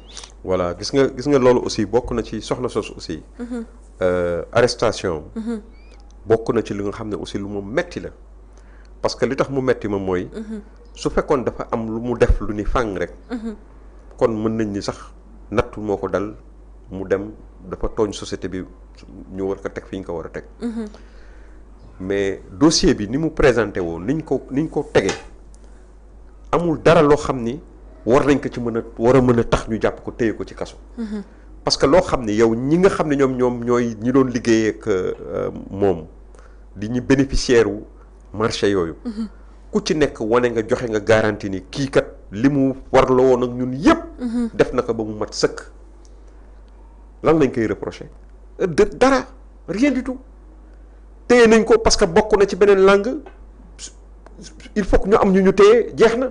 mais bu fekkoon ne Sophie Gladima dafa am rapport boo xam ni daf ko épinglé ñu bind ci rapport bi nii rapport bi nee na recommandé na nii dañ ko war a traduire devant la justice bu boobaa bu ñu ko traduire devant la justice kenn du wax dara. mais aucun de ces ministres de l'ensemble de ces ministres qui aujourd'hui sont dans les liens de la détention n'ont été indexés par un rapport de la Cour des comptes. Aucun. Il faut que les Sénégalais le sachent. amu ci kenn ci ñoom koo xam ni rapport Cour des comptes bind na ni yow mii diw sàngam ministre nangam li ñuy recommander mooy ñu yóbbu la ay poursuites pénales lañ la war a teg. amul tudduñu ci sax seen tur ñii nga xam ñoo nekk bees ñoo jël dossier yooyu woo leen parce que ñoom ñoo nekkoon ci ministère yooyu nga xam ne amoon na ci ñoo loo xam ne waroon nañ ko ci jooyanti. jël leen sur cette base pour yóbbu leen ci kanamu yoon. pour téye leen en attendant de d'y voir plus clair parce que ba léegi sax amaguñu yoon condamné gu leen dañu nekk en attendant dañ leen téye le temps que seen procès di ñëw comme tey bii ñuy wax ni moom la ñuy yóbbu soxna si ci kanamu yoon. pour àtte ko ñeneen ñu aussi loolu la ñuy xaar kañ lay am on ne sait pas ba léegi xamaguñu. donc ñu nga xam ni demuñu dawuñu ñu ngi ci biir dëkk bi. su fekkee ni yow maanaam leeral rek moo la tax a jóg war nga leen mën a jox bokk au moins contrôle judiciaire wala liberté provisoire wala nga takkal leen bracelet électronique mu wóor la ni demuñu fenn. mais su fekkee nag intention wu mettital leen moom nga ci jublu mais da nga leen di téye te doo nangoo dégg da ngay tëx lu suñu indi woon garantie yi am ci àddina yépp nga refuser leen garantie yooyu. on l'a vu avec le cas Farba Ngom. On l'a vu avec le cas Tahirou Sarr. On l'a vu avec Lat Diop. xam nga à chaque fois que nga xam ne lépp normalement war na mat ñu bañal ñu nangul lenn lu nga xam ne ñoom bañal nañ leen ko am na fi. dañ leen bàyyi ñu dem mais ñoom pour ñoom il n'est pas question que certaines personnes di nekk dans la liberté dañ leen war a téye dañ leen war a mettital. même su fekkee sax amul lenn loo xamante ne war nañ koo mën a toppee mais justement loolu musiba la. ndaw si vraiment man day vraiment metti na ma ba fa metti mën a yem. voilà xamuma ko ni Dadan ni Deb mais xam naa ni liggéeykat la te nit ku yiw la. ku ko gisee rek nga xam ne nit ku yiw la te amul dara lu nga xam ni matériellement mën nga taxaw sukkandiku ci pour téye ko dans les liens de la détention. dañ ko war a bàyyi mu dem këram vraiment. moom Sophie Gladima moom mi nga xamante ne ñu ngi koy toppee ci 194 millions 700 mille moom mi nga xamante ne démb li nga xamante ne mooy projet bi ñu ko tegoon ñi nga waroon a gagné projet bi yëpp taxaw nañ témoigner que ne amul lenn loo xamante ne ay mbiram war nañ see mën a daal di téye ko loxoom wala soit ñu daal di koy caabi féete ko gannaaw mais temps est-ce que nekkul li nga xamante ne dal na leen démb moom lañ bëgg a rectifier wu ci dossier Sophie bi. en tout cas li ma ci mën a wax rek damay abaatu moo benn waay bi fi toogoon nekkoon opposant ne woon sa mandat su jeexee duñ la laaj ñaata nit nga tëj. déedéet. voilà sa mandat su jeexee. loolu liggéey lañ lay laaj. doo taxaw ne kenn tëj naa tant de personnes. loolu liggéey. li ma ci mën a jàpp rek maanaam mooy 2 avril 2024. le 11 juin 2025. li ma nemmeeku ci Sénégal mooy lever immunité parlementaire. maanaam. teggi mbalaanu kiiraane doomu aadama toroxal doomu aadama li ma fi gis mooy cybersécurité am na liggéey diw am na liggéey section de recherche am na liggéey chaque semaine voilà donc gis naa fi ay convocation yu mel ni Tulle ak Mali gis naa fi commissariat central commissariat port ay garde à vue gis naa fi ay retour de parquet gis naa fi procureur aussi am na liggéey ndaxte mi ngi autosaisir lu bëri gis naa ni cybersécurité aussi jox nañ leen liggéey dafa mel dañ leen jox jumtukaay branché leen ay site jox leen ay nit pour que ñuy contrôler nit ñi lu ñuy wax ma gis fi ay arrestation yoo xamante ni tey jii ñii ñi ngi mandat de dépôt ñii jugé nañ leen ba ñu génn ñii jàppaal nañ leen pour juger ji war leen gis ñii ñu teg leen mandat de dépôt ñu xam ne ni que mandat de dépôt boobu amul ci lu mu tegu ñu génneewaat leen pour wut leneen lu ñu teg ci seen kaw pour man nag sénégalais yi loolu taxul woon ñu fal leen li taxoon sénégalais yi fal leen maanaam mooy ñu suqali Sénégal comme ni ñu ko waxee woon ñaari weer ñu soppi Sénégal 2024 Sénégal soppee ko ba faw làq doom dóor doom jógee fii nul n'est au-dessus de la loi ñëpp a yem ci yoon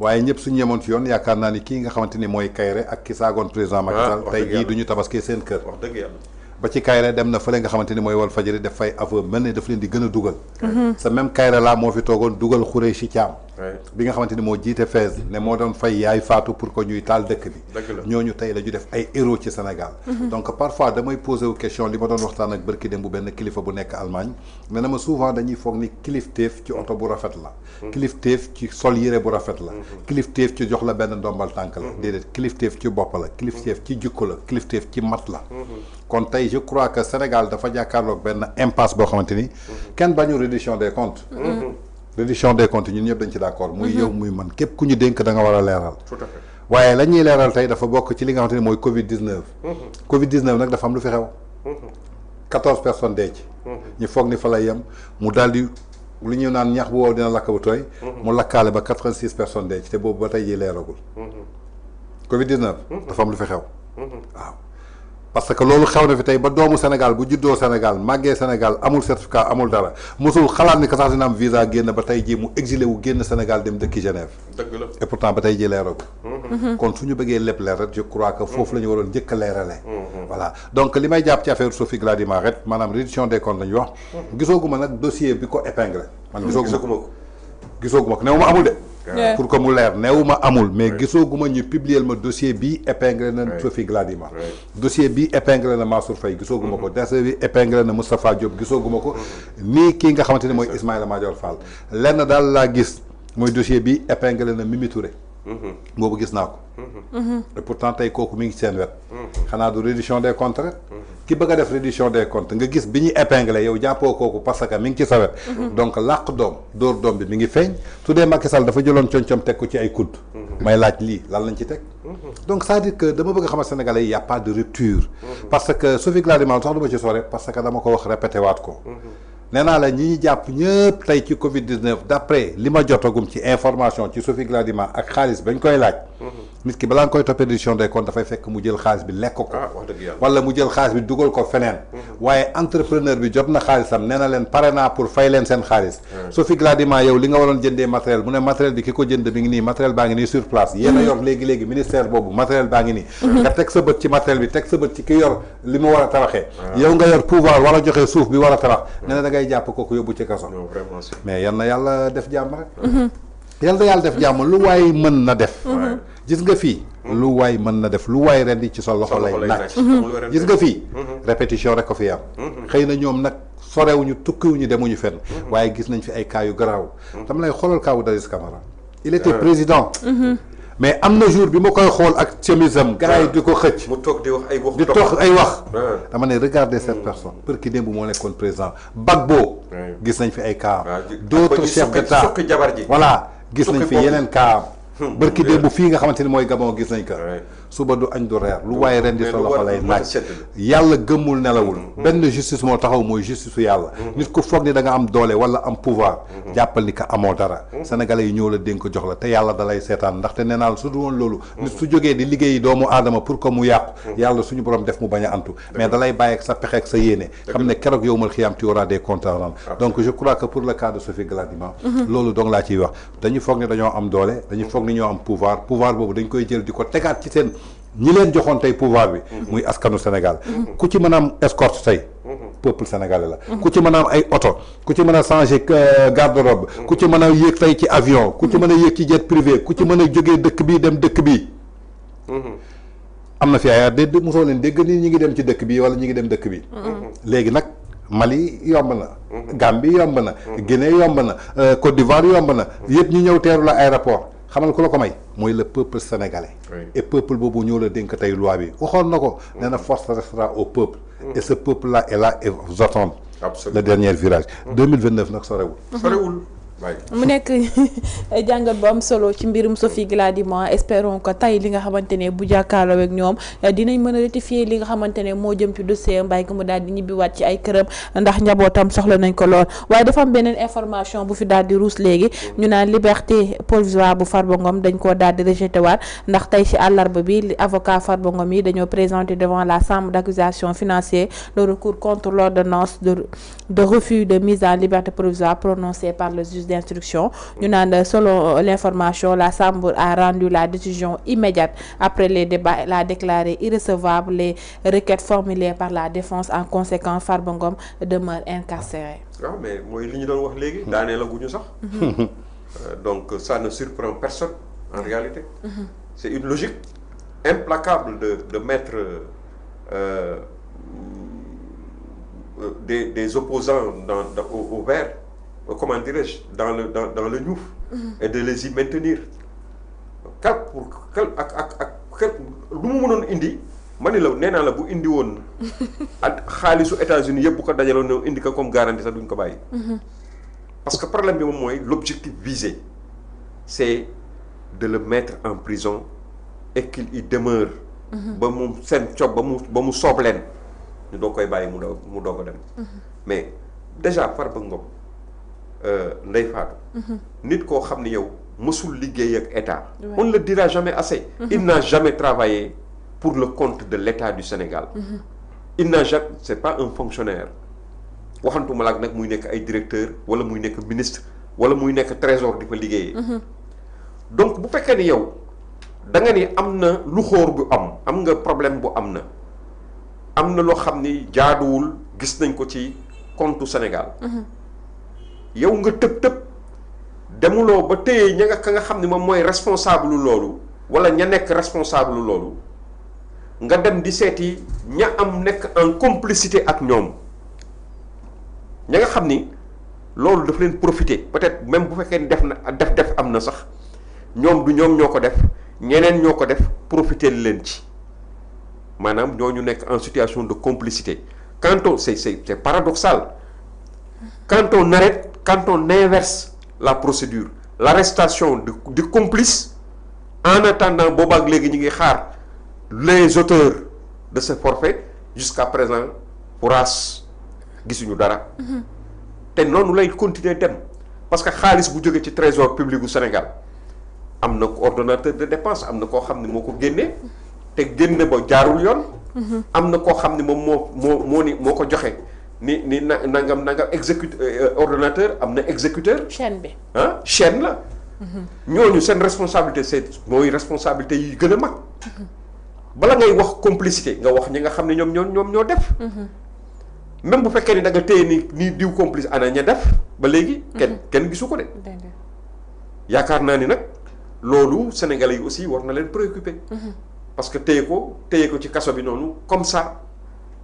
moom ak Tahirou Sarr nga xam ne kenn ci ñoom liggéeyul pour le Sénégal Tahirou moom moo profité ci loolu ndax moom la ñu fay ndax liggéey bu mu liggéey la état mu jël ci alalam ñu ni am na lu jóge ci alalu Tahirou nga xam ni privé la dem ci alalu beneen privé ñu ni lu tax alal jooju jóge ci Tahirou dem ci beneen privé bu tudd Farba Ngom loolu da la ñuy reproché Farba Ngom ba léegi nag waxu ñun ndeyu mbëlli gi kan la parce que yaakaar naa ni bu fekkee ni man da nga ñëw tëb sama biir kër. jël sama alal génn ci mbedd mi may ci keneen jox ci keneen bala ñuy jàpp ña nga xam ne ñoom lañ ci jox ak ñangam nangam ñu jàpp la yow mi nga xam ne yow mi yaa ko def. parce que kooku mënul réer mënul cin faqul bënul. ña fi nekkoon a fi nekk ba léegi ña doon ordonné dépense a fi nekk ña doon exécuté dépense ñoo fi nekk amu ci kenn koo xam ne inquiété nañ la ci loolu. ñaari nit lañ ci jël ni ñoom ñooy complice mais vraiment c'est à ne rien y comprendre finalement. mu nekk loo xamante ni dal na ci kawaat Farba Ngom Tange tey loolu demande liberté provisoire encore rejetée est-ce que nekk na loo xamante ne bett na leen tey.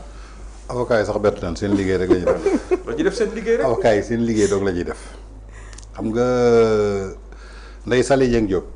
bi mu cautionné ci saa si dafa ñibbi këram. mais oui Racine Sy bu mu cautionné dafa ñibbi këram. Farba Ngom dañ koy toppee détournement de deniers publics. blanchiment de capitaux. c'est-à-dire que lu mënul dugg sama nopp mooy blanchiment de capitaux ci xaalis bu jógee trésor public. ak détournement de deniers publics. voilà c'est-à-dire que lu jógee trésor public tey Farba Ngom su jotee xaalis boobu. mais ki décaissé xaalis bi trésor public moom tax mu war a libre. vraiment c'est-à-dire que objectif bi dañ ko xam. objectif bi lan la maintenir Farba Ngom en prison. l'humilier. Farba bett ko woon. Macky Sall waxoon na ko ci veille élection yi. Farba. Macky waxoon na ko ci veille élection yi. balaa ñuy repousser élection yi le 3 février. Macky mi ngi may dégg peut-être mais baat bi waxoon na ko. bés bu mu jógee ci réew mi yaay première personne bu ñuy dugal ci kaso bi. mais dafa am antécédent. dañ ko tëkku. dañ ko tëkku. voilà donc ça veut dire que tey Farba. ay avocats am topp nañu procédure normale. mais da ngay xool Farba nañ ko convoqué dossier bi fi mu jaar ak Tahirou Sarr. ak nañ ko placé mandat de dépôt. kon xam nga ni tey su doon caution la rek comme ni ko procureur yi waxee xaalis bi la ñu soxla. je crois que téye nañu xaalis bi liggéey ci. mais ce qui est important c'est Farba qu'on peut voir souffrir en prison. Et Farba était prêt à ça. ci point de presse wax na ko lépp lu ñëw ci dundam mu xam ne que yàlla moo ko tuddoon muy destin. ce qui ne te tue pas te rend plus fort. donc rejeté nañ ko rejeté wuñu ko amul dara lu ñuy bett jamono ji. xam nga lan moo ñu doon bett. Farba nangul nañ ko liberté provisoire am. su boobaa man daf may bett. loolu moom moo doon surprise. damay naan waaw lu xew ban changement am. ça serait une Farba grosse liberté surprise. provisoire am nanguwuñu ko. Samuel Sarr ngi nii ñu takkal bracelet ñi ñëw di indiwaat ay pourvoi ak nangam sangam bëgg ko delloowaat. parce que délai mandat de dépôt bi jeex na. Lat Diop délai mandat de dépôt am jeex na. et pourtant ñu ngi ko fa maintenir. extraire nañ ko keroog pour xool beneen saa Abdou Nguer démb la gars yi dugaloon pour liberté provisoire am mais dafa am beneen mandat de dépôt. xam nañu loolu dafay dugg daf koy am léegi su ko amee dugal nañu beneen boo xam ne c'est-à-dire que y a une intention boo xamante ni dafa manifesté wu. wane ni que volontairement y a des personnes yoo xamante ni on veut leur maintenir en prison. absolument loolu nag su amee da ngay nangu ndogalu suñu borom bañ a sonn. la ma waxoon rek lay répété waat. lu waay neex na def. kuñ leen neex même su dee xool na sax xool boo xamante ne neexu leen jarul sax wuti nangam convoqué leen ko dem yóbbu ci kaso bi tëj ko. amul benn problème. mais yàlla rek moom mooy atte. gis nga li may wax yi. yàlla rek mooy atte. te li may seen nii ci kanam muy ñëw. rawu li bët. gëmmal jarut wax gumba. gëmmal jarut wax gumba waaye comme après information bu Farba Ngom bu Moustapha Diakhaté tamit amaan na fi mu naan tey ci mercredi moom ancien ministre Moustapha Diakhaté a été placé officiellement sous mandat de dépôt pour offense au chef de l'État. loolu aussi bettewul. loolu aussi bettewul. déedéet. mais de wax dëgg yàlla ñu ngi koy ñaawlu de. ñu ngi koy ñaawlu nag te di ko clamé yàlla suñu borom. comme loolu moo fi des. ñu ngi koy clamé suñu borom vraiment ndax tamit yàlla moom ku maandu la. te it mooy joxe mooy xañe. mooy teg ci xool jaamam mu jël nattu teg ko ci kawam aussi. mais sincèrement lii moom vraiment c'est je n'ai même plus la voix quoi pour parler de ça. C'est scandaleux quoi. C'est scandaleux qu'on continue à s'acharner contre un vieillard de 70 ans comme ça pour des propos yoo xam ne dans une démocratie utiliser le mot gougnafier de dire dénoncer le protocole le manque de respect du protocole en vigueur ñu jàppale ci de la tëj ci kaso xaj na sa njaboot xaj na sa liberté bon mais yàlla moom mi ngi fi jógewu fi te du fi jóge mukk waaw nga noonu voilà di ko masawuwaat bu baax a baax on prend acte voilà jëlee le dernier juge si li nga xamante ne xew na fi tey mais tey Moustapha Diakhaté décision bi nga xamante ne man nag je pensais doguma la mais je pensais nag honnêtement je pensais que bu taxawee ci kanamu juge bu taxawee ci kanamu procureur sax wala ci juge danañ ko bàyyi mu ñibbi parce que dañ ni xam ni c'est sur la base de propos yoo xam ni jarul ñuy jël nit di ko dugal ci kaso sincèrement en toute honnêteté am na ñeneen ñu fi waxoon lu gën a garaaw téeméeri junne yoon te kenn tëju leen ci kaso Moustapha Diakhaté n'a pas visé le président de la République ci boppam sax ci protocole bi parce que le protocole lui profite le protocole grandit le président de la République il le dit à la décharge du président de la République pour le respect de l'institution que représente le président de la République que les gens qui sont à côté de lui doivent respecter le protocole pour se mettre derrière lui pas devant lui donc offense au chef de l'État naka la ko mën a moom kay beneen argument bi ñu doon wax naan quelqu'un nga xam qui a les prérogatives du président du chef de l'État xëy na ci loolu la ñuy wax mais il n'a pas offensé le président de la République même s'il parle de gougnafier le mot gougnafier n'a pas été adressé au président parce que c'est pas au président de respecter le protocole le président est à sa place il était à sa place ce sont les autres qui n'étaient pas à leur place mais daaxum ginaar waxal sa soxla voilà c'est malheureux mais heureusement yóbbu nañ ko flagrant délit oui il sera jugé mercredi 18. yóbbu nañ ko flagrant délit il sera jugé mercredi 18 mënoon nañ ko yóbbu instruction. mais lenn rek laa lay waxal Moustapha Diakhaté bi mu génnee Rebeuss premier point de presse bu mu def dafa xamoon ni que dina delluwaat. mais maa ngi pare woon na. j'étais là-bas. jënd na léppam. muy perkaalam ak léppam jënd na ko. donc ça veut dire que mooy li may wax rek. c'est déplorable. c'est regrettable. aduna di ñu seetaan. ñu ne jàpp nañu Moustapha Diakhaté yóbbu nañ ko mandat de dépôt lan la def. ñu ne lii la wax. c'est-à-dire que c'est déplorable pour le Sénégal. man loolu rek laa ci mën a wax c'est-à-dire que le Sénégal que j'ai rêvé le Sénégal que j'adorais le Sénégal que j'estimais le Sénégal qu'on respectait aujourd'hui ma gis Sénégal bii nii.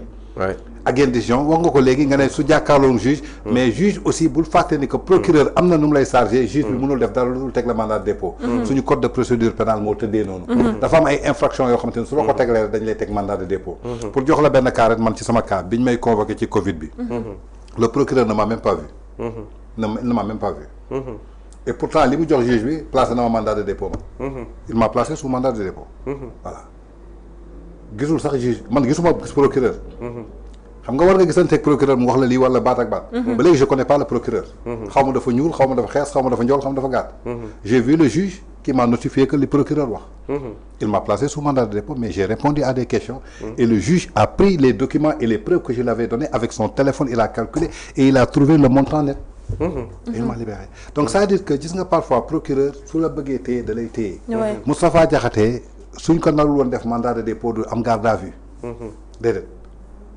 dañ koy bàyyi mu ñibbi comme ni ñu defoon Adama Gaye ñu ne ko taxaw sur le 18 ñu àtte la mais garde à vue bi ñu ko yóbbu rek jàppal ni que mandat de dépôt la fallait qu'on lui fasse retourner en prison lui il était préparé à ça man xamoon naa loolu keneen xamoon na donc il y a rien de nouveau dans ce qui se passe dans Moustapha Diakhaté xëy na lenn rek on veut alimenter encore le débat public xam nañ jàpp nañu Moustapha Diakhaté toute la semaine on va parler de ça continuer pour nëbb yenn échec xam nga lan ma wax la mu nëbb lan mais li documents yi ñu ameel rapport trimestriel ay waay ngir yàlla jox leen ñu suñu rapport trimestriel yi génne leen ko génne leen rapport trimestriel yi toute la loolu la leen Sénégalais yi di xaaree tabaski bi génn nañ ci balaa ñuy wax xaru ay c'est notre droit le plus absolu les rapports trimestriels il faut les sortir xam nga gars yi dañu jógee tabaski te ñu wax ci xaru ay dem voilà wax ci affaire u DER wax ci rapport trimestriel léegi may nañ ñu Moustapha Diakhaté ñu wax ci ba mercredi prochain danañu wax nag ci rapport trimestriel yi nag léegi moo nekk sur la table suñ ci paree ñu ubbil ñu beneen dossier ñu waxaat ci non c'est vrai c'est un peu regrettable si li nga xamante ne moo xew ci réew bi si jamono ji si dëkk boo xamante ne ñun ñëpp amoon nañ espoir ñun ñëpp amoon nañ yaakaar que ne dina daal di changer que liñ doon bañ démb bu ñëwee tey du fi daal di am waaye dafa mel ni que ne liñ doon bañ démb tey la gën a jël raw gàddu gu si li nga xamante ne moom lañ njottu woon ci njott bu rafet ndax ñun dañoo tàmm njott bu rafet rek ba ci njott bu rafet sax la ñuy daal di tàbbee li nga xamante ne ñoo ñu war a jiitee suñu réew bu waaye ci jamono ji Sénégal mu ngi dund li nga xamante ne moom lañ doon dund ci jamono ji ba tax ñoom ñuy woowee woon rupture changement que ne Sénégal dafa war a changer tey li ñuy woowee liberté d'expression commencé na fa réer ba tax ñu naan dafa ko commencé bafoué te ku ne liberté d'expression wax démocratie ku ne démocratie wax ak yelleefu doomu aadama yi nga xamante ne ñoo yeewoo ci réew mi waaye loolu yëpp commencé na nax saay ci réew mi si ñi nga xamante ne démb dañoo waxoon ne dinañ participer wala dinañ xeex ba loolu ba Sénégal retrouver waat loolu Tange di la jaajëfal moo fi changé. Sénégal non côté boobu ils ont réussi. Sénégal changé dramatiquement. tabaski ñuy si leble xar DER bi leble xar Sénégal changé wu. mais desitu xar ya anam. ban tabaski nga mës a gis. ana desitu xar ya. non mais suñu demee ba tabaski Sénégal. mais les comptes on doit faire les comptes pour desitu xar ya. parce que boo demee dugg ci opération bu mel noonu. la nga jaay ak la des doo koy def. dama ni xanaa dañ koy yar pour déwén. dama ni DER bi mu fi deeree ba tey. kenn mësul leble xar. déedéet Sénégalais bii leble nañu xar. non parce que balaa tabaski di ñëw xar ya dee nañu objectif la. balaa tabaski di détournement d'objectif. balaa tabaski di egg si xar ya dee nañu. non. joxe nañu xar yi sans appel d'offre. ne serait-ce que le fait que mu nekk détournement d'objectif rek c'est un délit. article 80 dafa érigé woon. voilà mais article 80 jàpp nañ ci Moustapha Diakhaté. voilà Sénégal changé na. non liberté d'expression amatu fi Sénégal changé na da ngeen jàpp Sénégal changé wul. dund bi tey la gën a cher. négativement. dàq nañu 30 000 fonctionnaires non dàq nañu 30 000 fonctionnaires amu fi woon. Sénégal moo changé ba nga xamante ni changé na côté boobu la dama ci ànd ak ñoom. li wolof Njaay di wax naan xalam demoon na bay neex buum nga dog na loolu moo am Sénégal vraiment c'est un pays qu'on ne reconnaît plus. xam nga dama toog benn jour ñu ne Sénégal sur tous les plans nag on ne reconnaît plus ce pays. xaw ma lan 4e sous-sol xaw ma 5e sous-sol. waaye Sénégal nekkul 4e sous-sol ñu ngi ci 20e sous-sol. non c'est terrible gisooguñu sax rez-de-chaussée. voilà. compliqué na lool sax. en tout cas merci beaucoup lu ñuy tàggatoo du dara lu dul déplorable parce que li ñu fi jot a traité moom on a vu tellement de cas d'injustice. tu as parlé de Sophie Gladima de Moustapha Diakhaté c'est de l'injustice ba nga xamante ni dañuy bàyyi les Sénégalais à leurs appréciations. merci beaucoup doyen maa ngi lay jaajëfal bu baax a baax. jërëjëf Ndeye Fatou en fait comme ni ko Tange waxee rek toujours avec en sachant aussi que ni dara mënuñu décourager aussi. Si c'est l'objectif c'est de décourager le peuple sénégalais c'est peine perdue. Parce que ça va ce qui est en train de se passer nous revigore. L'adversité nous motive. Absolument ça a toujours été ainsi.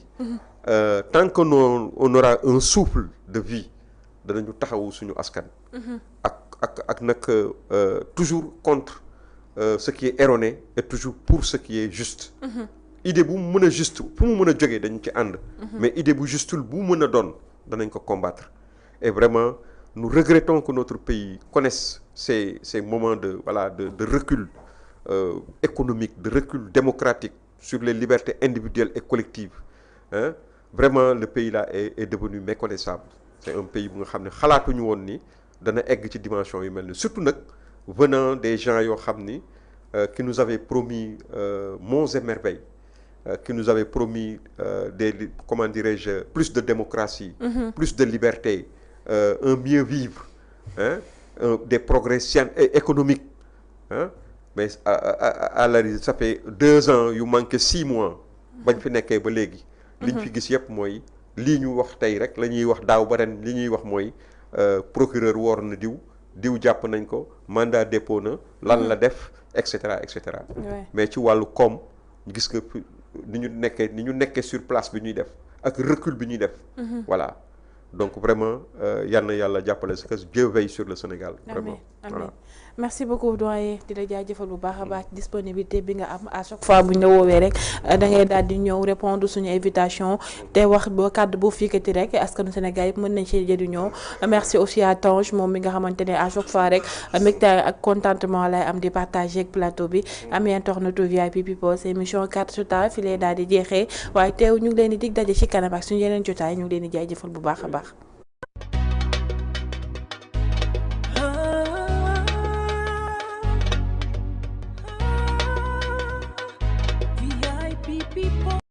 Dibiterie Uba, pour la première fois, dibiterie professionnalisée. Professionnel u ndawal mosoo ko dégg de am suñu marinade bopp am suñu cafka bopp am suñu secret bopp na nga xamee ni noonu la McDonald amee ay secret noonu la dibiterie Uba amee ay secret dibi Uba saaf yàpp Uba méchoui Uba poulet Uba pigeon Uba pintade Uba bool Uba kaay ma wax la fa dibi safe mooy 77 629 00 00 fa saaf yàpp neexee mooy 77 633 57 57 fa méchoui neexee mooy dibiteri Uba fa poulet neexee mooy dibiteri Uba te nag kaay ma wax la dibiteri Uba commandeel ñu livrer la fa nga ne bu la neexee tamit nga toog sa kër Korité defal say commande Tabaski defal say commande boo amee xew defal say commande booy dalal ay nit defal say commande nga xam ne dibiteri Uba dalay defaral méchoui bu toog doo defar dara dibiteri Uba livré la.